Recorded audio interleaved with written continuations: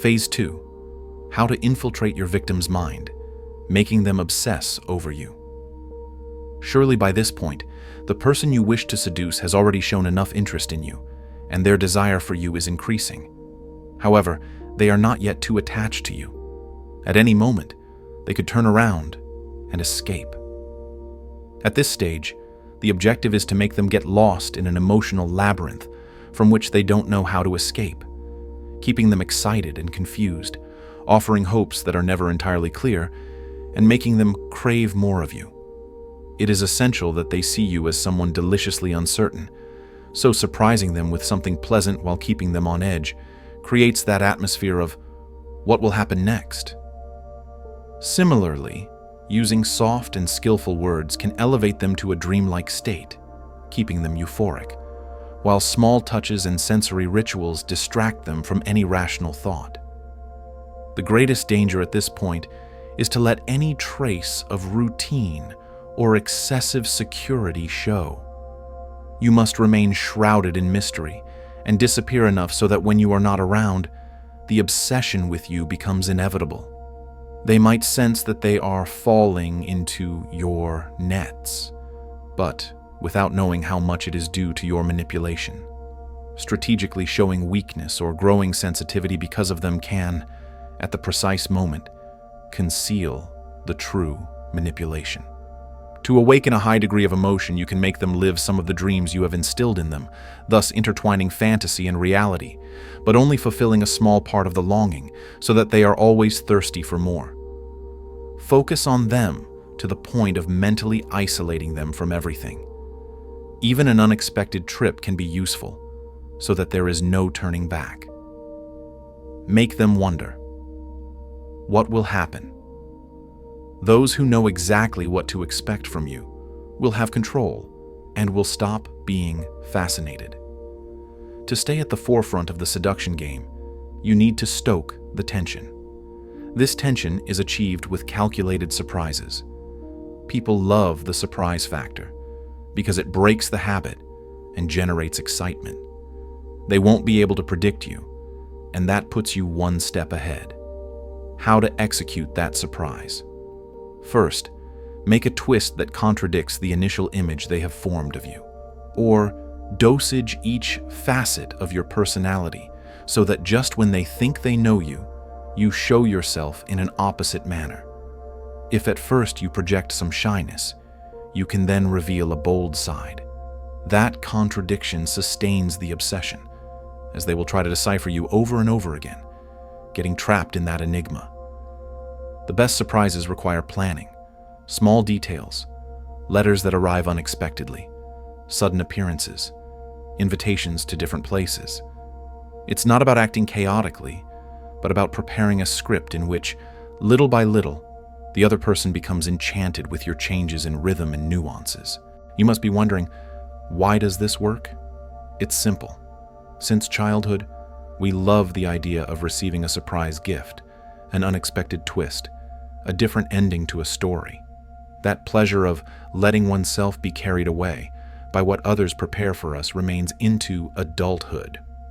Also, offering a new facet of yourself produces an adrenaline rush.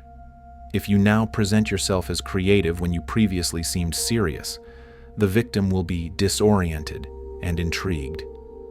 Plan carefully, as demonstrating that you put effort into conquering the other person is a powerful aphrodisiac. Show dedication through gifts, trips, symbolic presents, and gestures that reflect how much you think about them. Use the evil power of words to generate confusion. Most people are too caught up in their own thoughts, making it difficult for them to listen to you attentively. To capture their ear, speak to them about what they want to hear, flooding their language with compliments, ideas that alleviate their fears, and small hints of shared dreams. Keys to seductive language. Use loaded words, but with the proper ambiguity, leaving gaps for them to project their own desires into what you say. A touch of genuine praise or soft promises reduces resistance. Avoid overly aggressive insistences or demonstrations of anxiety that seem like pure urgency. The power of the message. Start sending them messages only after your target has you on their mind. Each message should be a tribute to their qualities. Let them see that they are the only person who could truly fill your thoughts. Do not argue or defend yourself in correspondence. Instead, maintain an emotional and suggestive tone. Here's an example to give you an idea. Something weird happened today. I heard a random song and suddenly couldn't get you out of my head. I don't know if it's a good sign or if I'm going a bit crazy, but I admit I liked the feeling. Being physically absent while sending messages is a masterful way to engrave yourself in the other person's mind. They won't be able to remove you from their thoughts because you leave a literary trail that they can reread, fantasize about, and reinterpret. The rule of ambiguity. Do not explain everything in great detail. Allow the other person's imagination to fill it in. A language that suggests, rather than openly expresses, creates a dreamlike atmosphere, perfect for seduction. Finally, remember that more than communicating your feelings, it's about creating an emotional response in your victim's mind. Poetize your presence.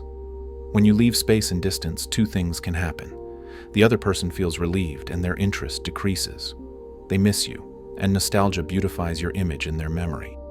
To ensure the second occurs, alternate intense presences and calculated absences provoke special experiences, art, music, magical places that associate with you so that when they remember you, they feel a poetic aura.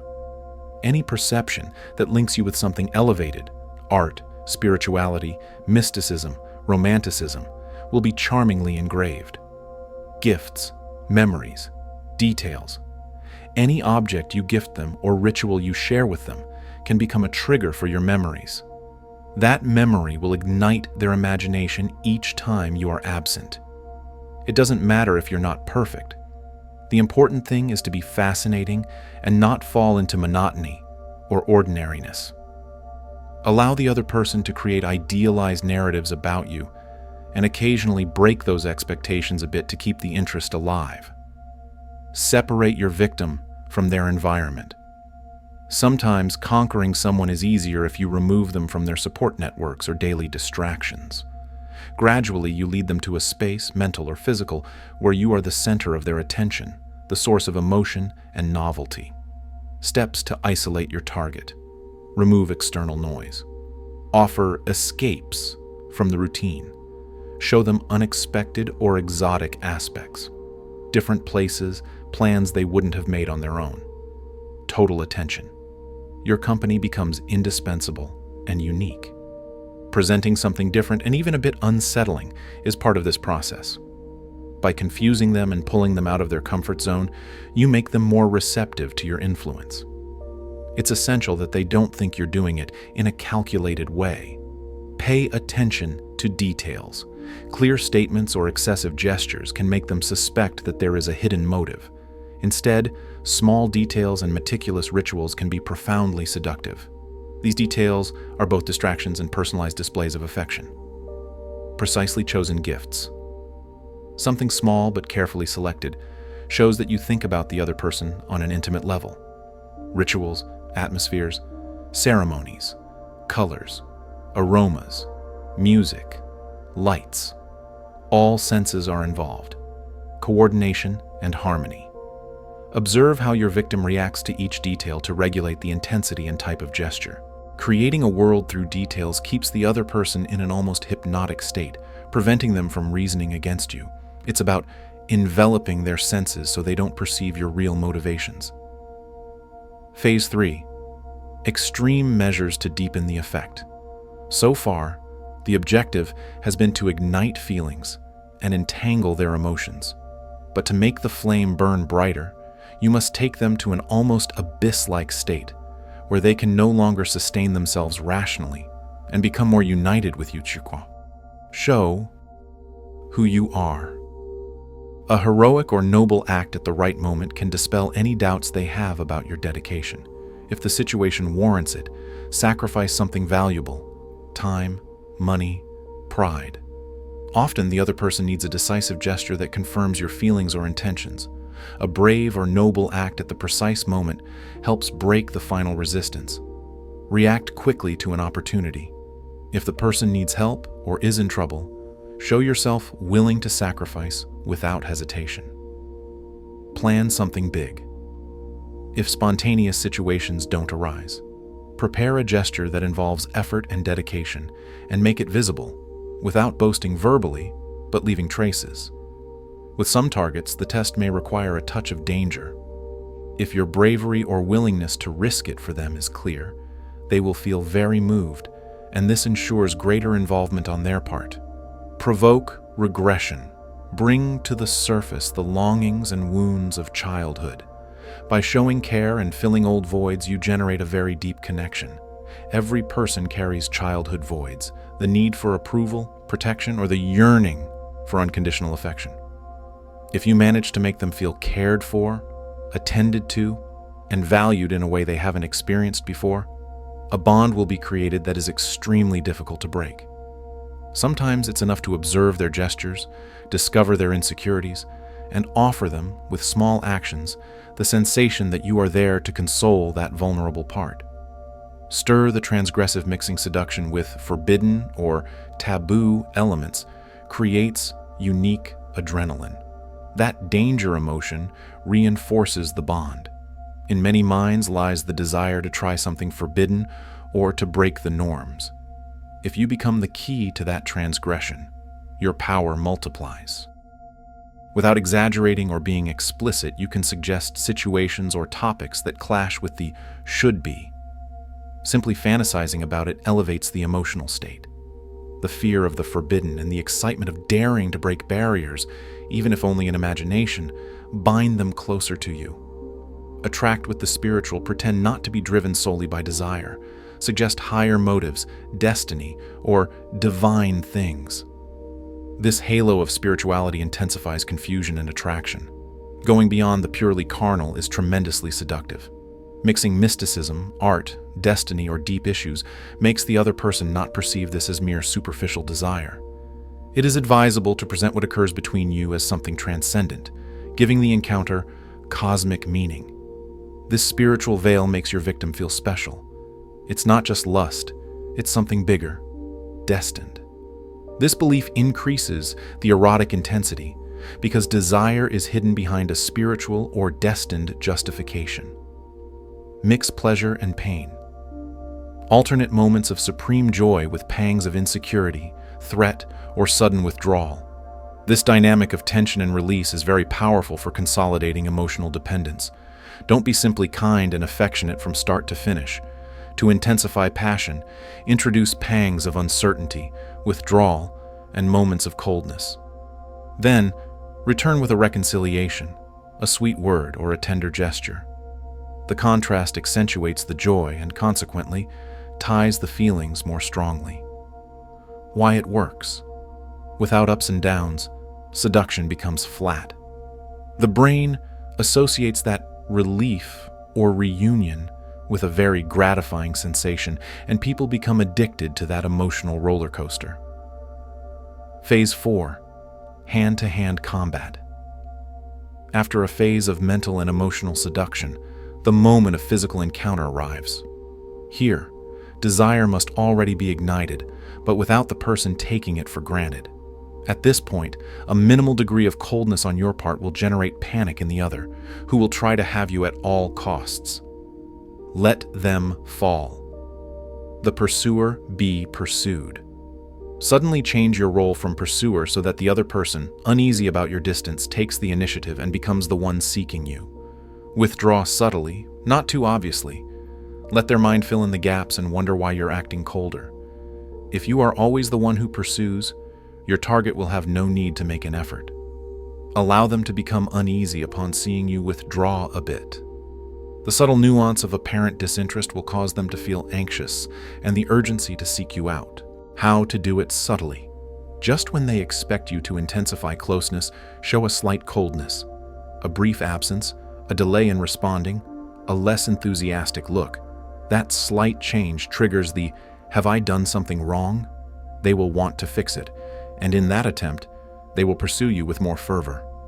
Desire increases when the person is forced to act. That anxiety and sexual tension spike as they want to regain your attention. Use physical lures. Indicate your sexual interest through signals that the other person cannot overlook. A touch, a look, an approach that produces an anticipated shiver. Keep the gesture on the border between casualness and intention so that desire is awakened. For the erotic flame to ignite, clear signals that you desire contact are needed. However, they must be subtle enough for the other person to question whether you're doing it on purpose or not. A physical approach that is not too obvious maintains the tension game. A word in the ear, a brush on the arm, a different way of sitting close. These gestures can unleash an explosive fantasy. Control the bold moment. When you perceive that desire is boiling and the other person does not expect it at that moment, take the decisive step, a kiss, an intense hug, that sparks the final spark. When the person overflows with desire but still doesn't know exactly when culmination will occur, make your decisive move. The final blow should catch them off guard, at the point of greatest vulnerability. Examples: a surprising kiss in the middle of an apparently calm conversation, an intimate hug that breaks the expectation of distance.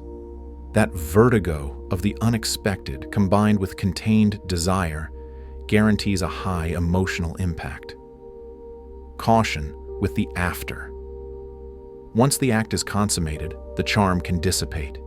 If you wish to maintain a relationship, you will have to continue dosing tensions and rewards. If you plan to distance yourself, do so cleanly and quickly, without prolonging agonies that could turn into resentment or pursuit. The problem after consummated seduction is possible disenchantment. Both the other person and you might feel a certain void from the lack of mystery. If you plan to continue the relationship, keep the spark alive through light absences, new games, small arguments, or reconciliations. Don't let monotony destroy what you've worked so hard to build. If you plan to break up, do it concisely and clearly, without endless excuses that offend the other's pride. In the end, leaving a moderately dignified image is usually better than prolonged chaos. How to avoid or deal with disenchantment. Even in the best of situations, the spell tends to break after the climax. Reality returns, along with the possibility of routine or disappointment. However, never let yourself be taken for granted. Employ distance, provocation, or a touch of jealousy to rekindle the spark.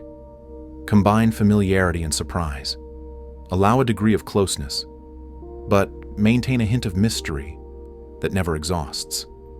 If you decide to leave, do not prolong the agony. End quickly and gracefully. A slow departure filled with explanations can end in resentment. Reseduction. Sometimes the breakup is not final. In certain people, the memory of past seduction remains, and a reunion can rekindle what they thought was forgotten. If you notice a hint of nostalgia or dissatisfaction in their present life, appearing with a dramatic air and evoking old shared symbols can work. But be careful. If the person knows you too well and is fed up with your tricks, it won't work. The elapsed time must have erased the mistakes and left a romantic halo around the relationship. At this point, you have in your hands a comprehensive compendium of tactics, phases, and maneuvers to take seduction to a highly effective level. These details, when well applied, can awaken intense passions and make the person see you as someone irresistible. If you wish to completely master this art, integrate it into your daily life, and make it part of your essence, it is advisable to delve even deeper, with examples, exercises, and practical tools that complete this method. Everything is gathered in additional material that concentrates each step, each technique, and each nuance. This method I have presented will give you good results, but the best tactics are saved in the PDF document. If you want to delve deeper and master the concepts with more practical examples to use them in your daily life, I invite you to access it through the link in this video. There, you will find the key to turning these concepts from simple ideas into skills that you can use wherever you go.